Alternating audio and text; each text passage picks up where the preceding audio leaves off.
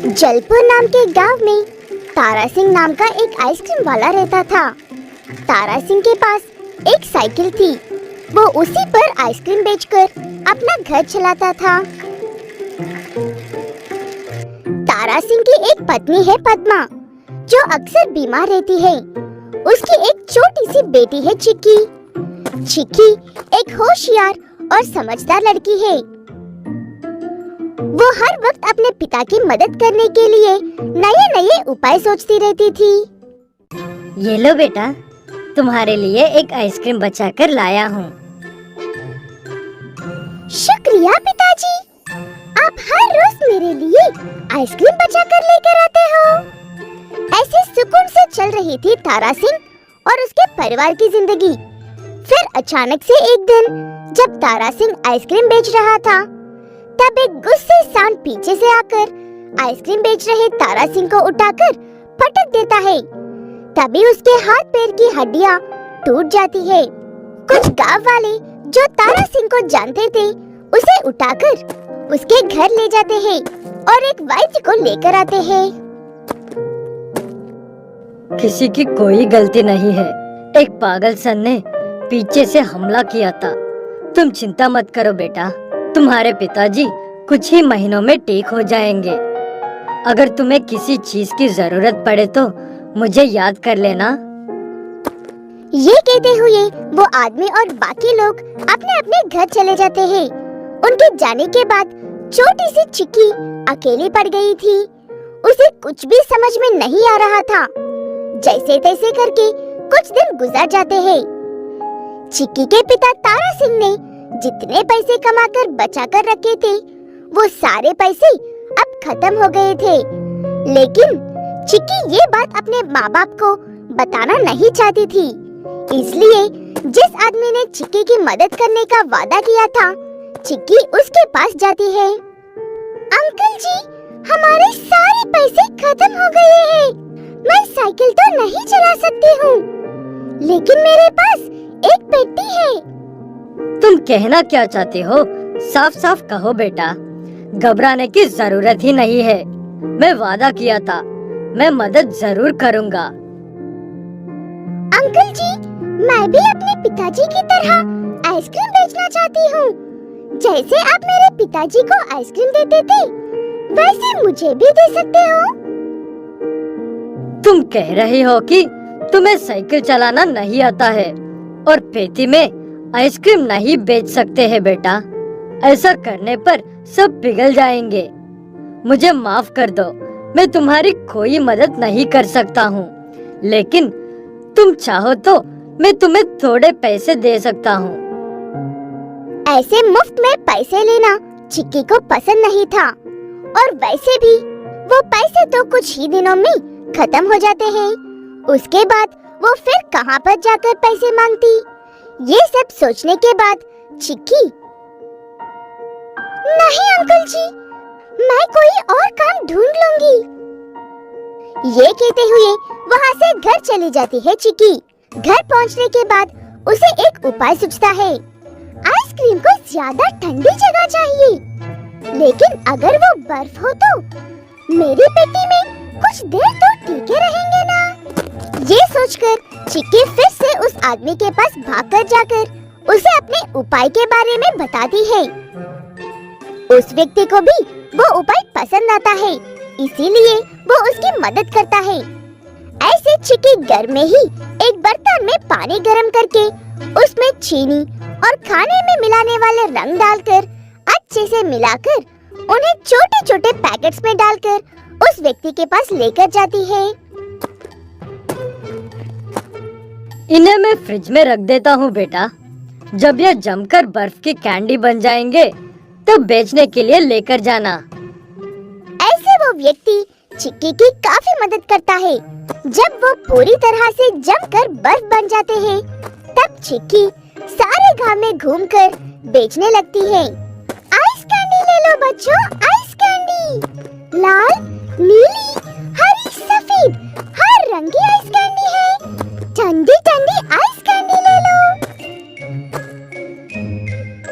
ऐसे साधारण तरीका से शुरू किया हुआ चिक्की के ice fruit candy pops packets वाला व्यापार बहुत अच्छे से चलने लगता है।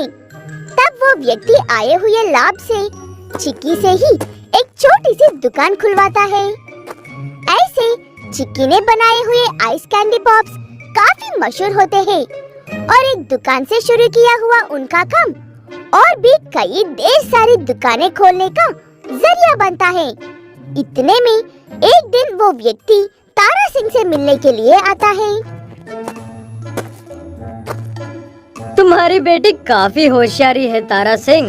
तुम्हारी तबीयत खराब है कहकर उसने काम करना शुरू किया था, लेकिन उसने सिर्फ आज या कल सोचकर काम नहीं किया। तुम्हारी बेटी ने तुम्हारी किस्मत ही बदल दी है।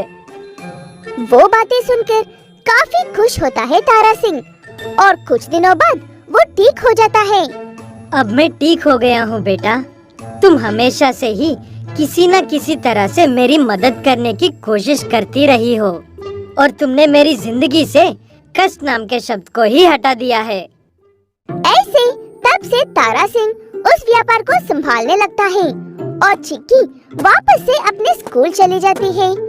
कमाई हुए पैसों से चिक्की की माँ का भी अच्छे से इलाज करवाते हैं और सब खुशी खुशी रहने लगते हैं।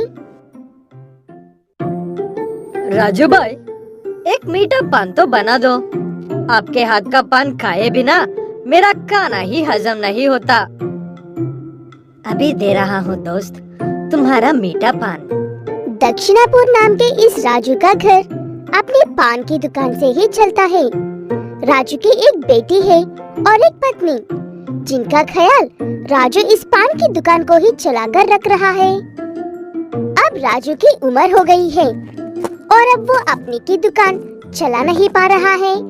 उसकी जगह पर अपने किसी बेटी को बिठाने की सोचे भी तो राजू का कोई बेटा ही नहीं था। उसकी एक ही संतान है पायल। मेरा कोई भाई नहीं है तो क्या हुआ पिताजी? मैं अपनी पान की दुकान को संभालती हूँ, आप चिंता मत करो। मैं बचपन में दादी जी को उनके पान खुद ही बना कर देती थी। ये पान बनाना तो मेरे बाएं हाथ का खेल है। तुम्हारी दादी जी के पान और इस पान में काफी अंतर है बेटा। मैं तुमसे तुम्हारा हक तो नहीं छीनना चाहता हूँ, लेकिन दुकान पर जाने से पहले एक बार मेरी बात तो सुन लो। मैं भी किसी लड़के से कम नहीं हूँ। ये सोचते हुए पायल अपने पिता के पान की दुकान पर बैठ जाती है। उस दुकान में सिर्फ पान ही नहीं बल्कि कोल्ड ड्रिंक्स और चॉकलेट्स भी थे। पहले पहले तो एक दो छोटे बच्चे आकर पायल से चिप्स के पैकेट और चॉकलेट्स खरीद कर लेकर जाते हैं।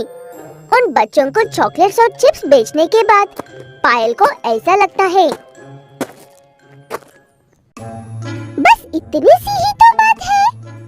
पर पिताजी कमा कर चिंता कर रहे थे और मुझे लड़कों से कम समझ रहे थे। पायल अपने आप में ये सोच ही रही थी कि तभी वहाँ पर एक ग्राहक आता है और पायल से ये कहता है, मेरे पास टाइम नहीं है, जल्दी से मेरे लिए एक कश्मीर पान बना दो। पिताजी पान कश्मीर से मंगवाते थे? मुझे तो ऐसा नहीं लगता है। ये सोचते हुए पायल एक पान पर चूने से कश्मीर लिखकर उस आदमी को देती है। वो आदमी इतनी जल्दी में था कि पान कैसा है ये देखे बिना ही मुंह में रखकर चल पड़ता है। वो आदमी जितनी जल्दी में था उतनी जल्दी में वापस भी आ गया था, क्योंकि पायल ने पान पर कश्मीर लिखने के लिए कुछ ज्यादा ही चूना लग दिया था। ये पान है या जहर है? सच बताओ, तुम मेरी पत्नी से मिली हुई है ना? ये क्या बकवास कर रहे हो अंकल जी आप? मैं ना तो आपको जानती हूँ और ना ही आपकी पत्नी को। ऐसे पायल जैसे तैसे करके उस आदमी को वहाँ से भेज देती है। ऐसे एक के बाद एक लोग आते हैं और अजीब नाम के पान मांगते हैं। पायल को उन पानों के बारे में कुछ भी नहीं पता है। देखते ही देखते पायल की पान की दुकान पर लोग आना ही बंद कर देते हैं। पायल काफी परेशान होती है और अपने पिता के पास जाकर ये कहती है, आप सच कह रहे थे पिताजी, मैं किसी लड़के से ज्यादा नहीं हूँ, ना ही किसी लड़के जितनी हूँ। तुम मुझे अब भी गलत समझ रही हो बेटा। लड़का हो या लड़की, सब कोई काम करने से पहले उस काम के बारे में जानकारी होनी चाहिए और उस काम को करने का तरीका आना चाहिए। इसीलिए तो मैं तुम्हें सिखाना चाहता था। अगर तुम्हारा कोई भाई होता या तुम खुद एक लड़का होता तब भी मैं तुमसे यही कहता। तब पायल को अपने पिता की बात अच्छे से समझ में आती है और वो अपने पिता से पान बनाना अच्छे से सीखकर उस पान की दुकान को पायल अपने पिता से भी ज्यादा अच्छे से चलने लगती है।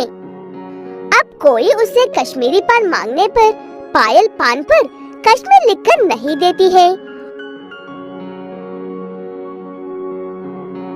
और अच्छे से दुकान चलाकर अपने घर का ख्याल अपने पिता जैसे ही रखती है।